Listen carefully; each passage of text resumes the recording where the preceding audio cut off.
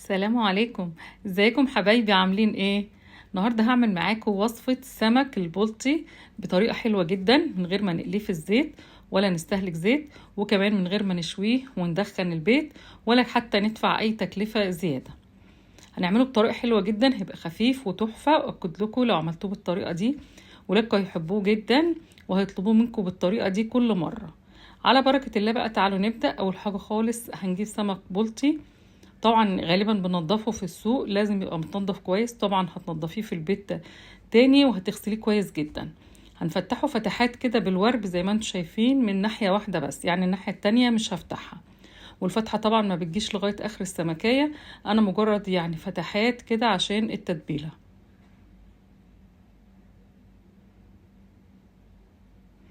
السمك لازم يكون مغسول كويس ومتصفي، عشان نظافة السمك يا جماعة مهمة جدا وبتفرق جدا في الطعم. يعني السمكية من جوه تكون نظيفة جدا، ما فيهاش اي دم ولا فيها اي حاجة زي السمكية دي كده، وما يكونش فيه نقطة مية. التتبيلة معايا فلفل حامي وبارد، ومعايا ليمون، ومعايا شبت، ومعايا توم. هفرم كل الحاجات دي في الكبة فرمة خشنة، يعني انا عايزة الفرمة تبقى خشنة بالشكل ده كده. انا مقطعه الليمون هنا، في ليمون هعصر دلوقتي ليمونتين مليانين ميه كده كويس، او 3 طبعا، على الخلطه اللي احنا عملناها في الكبه دي.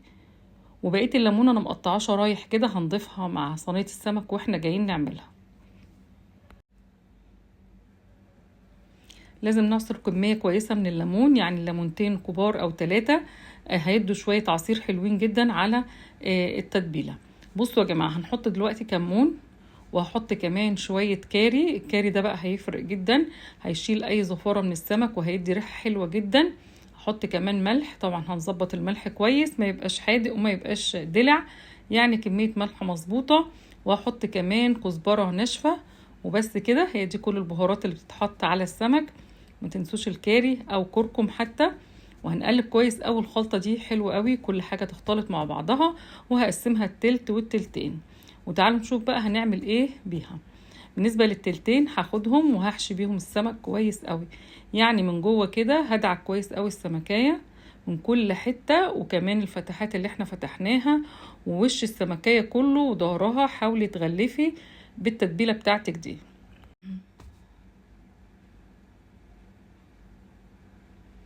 هعمل كل بقى الكمية بتاعتي بالشكل دوت، وبضغط على التتبيلة كويس قوي، وبدخلها جوه السمكية عشان طعم السمكية اللحم بتاعها يبقى ما يبقاش دلع، يبقى واخد الطعم الحلو بتاع التتبيلة اللي احنا عملناها. اما بقى بالنسبة للتلت التاني من اللي كان من التتبيلة، هنزل بيها في الصينية. واللي نازل ده يا جماعة عصير فلفل مع عصير ليمون، بننزل بيه كله، ما بنخليش معانا حاجة. ونبدأ بقى نفرده في الصينية، عشان ده هيطعم السمك. وفي التسوية ده كله هيدي لظهر السمكية طعم، وهيطلع بخار كمان على السمك يديله ريحة حلوة. معلقة زيت واحدة بس، انا قلت لكم مش هنستخدم النهاردة زيت، هما معلقتين 3 من الزيت هيعملوا كل كمية السمك دي. كنت مقطعة كمان يعني جزر شرايح رقيقة بوريها لكم، عشان طبعا تستوي لانها هتتاكل. وكمان فلفل مقطعاه يعني دواير اهو. ودي بطاطسايه واحده اهي يا جماعه، ممكن تحمروها نص تحميره، وممكن تسيبوها سليمه وتقطعوها رقيقه شويه. رصيت كمان شرايح الليمون اللي انا كنت مجهزاها، وبعد كده هرص السمك بتاعي. عايزه اقول لكم السمك ما بيقعدش في التتبيله بتاعته دي اكتر من ربع ساعه، كفايه جدا عليه.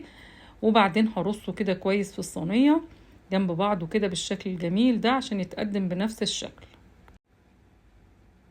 زي ما انتم شايفين كده صينيه السمك بتاعتي، يعني خلاص رصيت السمك فيها. بحط عودين من الشبت كده فيها. الشبت على فكره من الحاجات اللي بتدي ريحه حلوه قوي للسمك.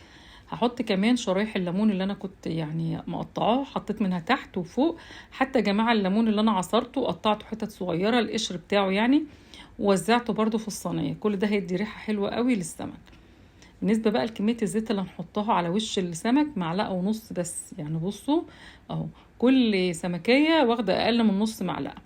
وخلاص كده الفرن بتاعي شغال وسخن. انا حبيت ارش رشة ملح كده زيادة يعني فوقيه، عشان تدي للسمك طعم، يعني ما يبقاش دلع.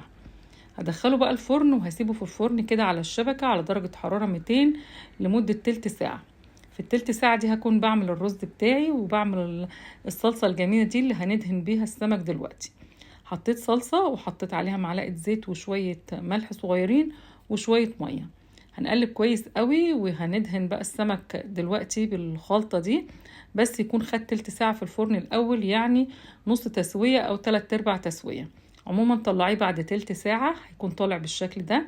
أنا بنفض بس من عليه أي تتبيلة عشان عايزة الصلصة اللي أنا عملتها دي تدخل جوه الفتحات اللي هي ظهرت أكتر دلوقتي زي ما انتوا شايفينها اللي كنا فاتحينها.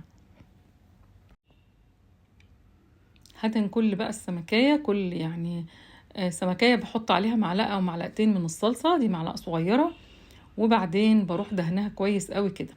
بفضل معاكي كمية معلقة تاني صلصة، يعني هنوزعها كده على الصينية عادي جدا، يعني هو مفضش أصلا غير معلقتين صغيرين، وزعتهم على الصينية. وبعدين هدخلها الفرن المرة دي على الشواية بس، يعني هشغل الشواية وعايزاها تتحمر بقى. الصلصة دي هتساعد ان السمكية تتحمر وتديك اللون الحلو والروعة اللي انت شايفاه ده. كمان البطاطس اتحمرت وكل الصينية بقت جاهزة.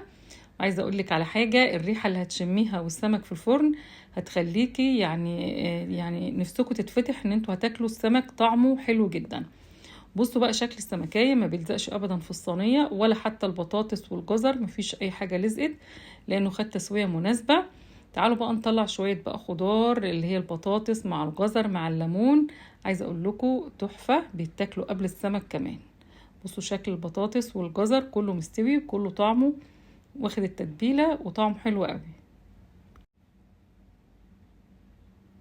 لما نقدم الطبق بتاعنا بالشكل الجميل القمر ده، يعني اكيد هيفتح النفس على الاكل. نرص برضو كمان نحط فيه شرايح من الليمون، على فكرة بتتاكل طعمها رهيب بجد مع السمك ده.